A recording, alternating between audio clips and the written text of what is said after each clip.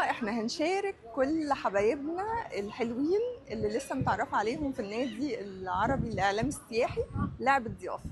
احنا لازم يعني يحطوا بصمتهم في ضيافة، فتابعونا.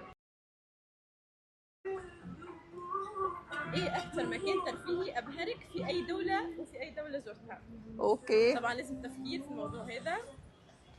اكثر مكان ترفيهي على الاغلب ممكن افكر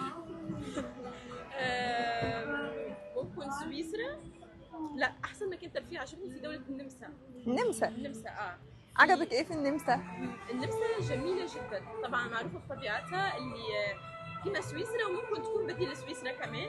طبعا كنا نروح جربت فيها الزيب لاين، كان في يعني مكان ترفيهي كامل بس للمغامرات. احنا كمان هنعمل لك مكان ترفيهي في مصر عشان يبقى اجمل مكان خلاص، وانا مش ترفيهي في هطلع العالم. منها مصر.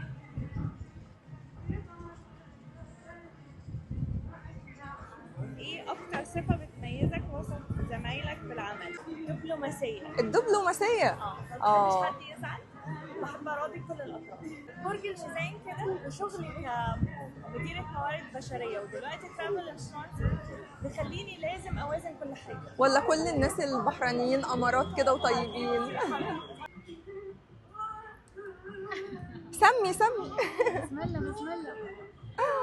ايه اكتر صفة بتميزك وسط زمايلك بالعمل؟ سؤال في الجون. هذا السؤال. يعني هو ما حلو الواحد يحكي عن حاله للأمانة، بس الحمد لله يعني أنا بيقولوا عني كريمة قوي، وبيقولوا عني إن أنا روحي حلوة. انتي روحك جميلة يا وقمر. روح قلبي انتي، والله انتي جميلة وقمر ونورتينا. كيفك؟ يا هلا، منوراني. منورة بيك. اخترتي سؤال ايه يا أم؟ تفتكر النفسية محتاجة سفرية لفين؟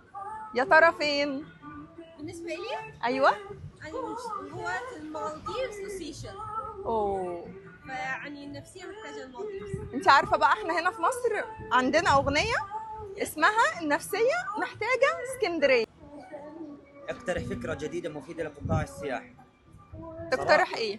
أنا بالنسبة لي كثير عانيت في موضوع لما تيجي تسافر، إنك تصور أماكن سياحية، إنك تدخل فنادق، كلياتهم أحيانا بيطلبوا منك شغلات معقدة، وواحدة منهم إنه لازم يكون معك تصريح للسفر، عفوا تصريح للمكان. تصريح لدخول للتصوير. المكان. فبتمنى إن شاء الله إنه هاي الشغلة تنحل، وبنادي الإعلام العربي السياحي حنستخدم الباور الموجود، الناس الموجودة فيه، لحتى نقدر نوصل لكل مكان.